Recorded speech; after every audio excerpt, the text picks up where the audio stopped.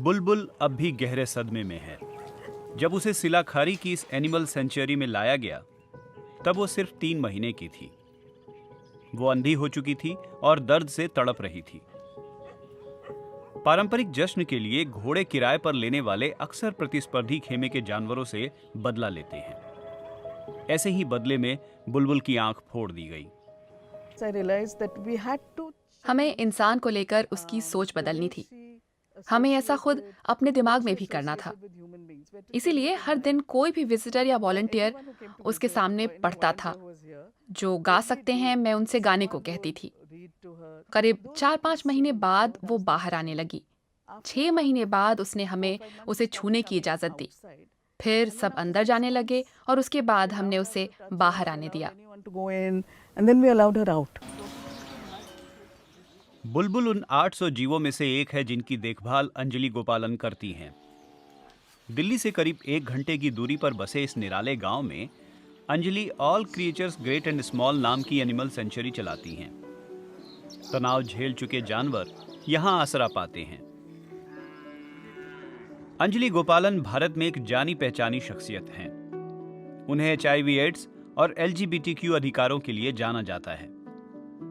उनका पशुओं के लिए ऐसा एनिमल रेस्क्यू सेंटर खोलने का कोई इरादा नहीं था, लेकिन एक सीमित क्षमता वाली सेंचुरी में स्वयंसेवी के तौर पर काम करने के बाद 2012 में उन्होंने ये शेल्टर बनाया। शुरुआत में 55 कुत्तों के लिए बनाए गए इस एनिमल शेल्टर में आज सैकड़ों छोटे बड़े जीव हैं। हमारे पास ज्यादातर हादसों के शिकार जीव आए हैं। हमने गैर कानूनी सर्कसों को भी बंद करवाया। वहां से भी कुछ कुत्ते और घोड़े लाए और निश्चित रूप से कुछ आवारा छोड़े गए घोड़े भी हमें मिले। वे बहुत जख्मी थे।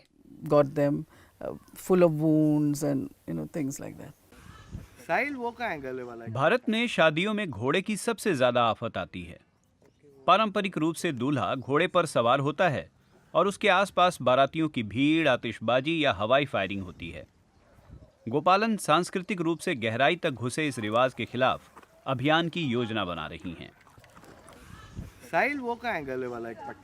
63 साल की गोपालन की मदद उनकी 21 सदस्यों वाली टीम करती है। टीम में ज्यादातर स्वयंसेवी हैं। इनमें एक पशु चिकित्सक भी है। हाल के समय में क्लिनिक में बड़ी संख्या में बाहरी पशु भी आने लगे हैं। पशु चिकित्सक होने के नाते मेरा काम सिर्फ इलाज तक सीमित नहीं है। आपको पोषण पर भी ध्यान देना होता है। शेल्टर के कुत्तों को सही मात्रा में खाना दिया जाता है, लेकिन सिर्फ कुत्ते ही नहीं, हमारे पास गायें, भैंसें और गधे भी हैं। ये पशु कितने सहनशील होते हैं, ये देखना हैरान करता है। यहाँ के 800 जानवरों में करीब 500 कुत्ते हैं। दुनिया में सबसे ज्यादा आवारा कुत्ते भारत में हैं, करीब 3.5 crore. Animal birth control programme के तहत कुत्तों को पकड़ा जाना चाहिए, उनकी नसबंदी करनी चाहिए और फिर उन्हें पकड़ी गई जगह वापस छोड़ना चाहिए। लेकिन गोपालन कहती हैं कि इस पर शायद ही अमल होता है। गोपालन के शेल्टर में बर्थ कंट्रोल प्रोग्राम चलाया जाता है। दुर्भाग्य से ये प्रोग्राम उतना सफल नहीं हुआ जितना हम चाहते थे। जब वे कुत्तों को पकड़ते हैं तो इंजेक्शन लगाने पर डर लगता है। कुत्ता काट सकता है, रेबीज का भी डर है, जो इस देश में बहुत आम है। भारत में पशु संरक्षण से जुड़े कानून 60 साल से भी ज्यादा पुराने हैं। जुर्माने की रकम में बदलाव नहीं किया गया है। पशुओं के साथ क्रूरता करने पर आज भी सिर्फ 50 रुपए का जुर्माना है। यही वजह है कि पंजाब, हरियाणा और उत्तर प्रदेश जैसे राज्यों में आज भी गुपचुप तरीके से कुत्तों को लड़वाया जाता है। दुर्लभ परिंदों और जानवरों को भी कैद कर ब्रीड किया जाता है। ईमू ये भारतीय मूल का पंछी नहीं है, लेकिन 20 साल पहले इन्हें ऑस्ट्रेलिया से खरीद कर लाया गया। योजना ब्रीडिंग कराकर इनका कारोबार करने की थी। ये दोनों देशों की सरकार का पार्टनरशिप प्रोजेक्ट था, लेकिन ये कारोबार कभी रफ्तार नहीं पकड़ सका। उन्होंने किसानों को भरोसा दिलाया कि एमू का अंडा और मांस बेचने से वे खूब पैसा कमाएंगे, लेकिन एमू का मीट और अंडा कभी पॉपुलर नहीं हुआ। हम जिन एमुओं को पाने में सफल हुए उन्हें कुत्तों ने काटकर जख्मी कर दिया था। वे हमें कहीं किसी हाईवे पर मिले या हाईवे के टोल पर। इस तरह वे हमारे पास आए। शुरुआत में all creatures great and small में अंजलि ने अपनी सेविंग और पिता का पैसा झोंका। आज भी ये शेल्टर मुख्य रूप से दानदाताओं के सहारे चलता है।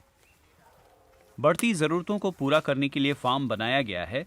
ये आत्मनिर्भर बनने की राह पर है। लेकिन गोपालन की प्राथमिकता आज भी साफ है।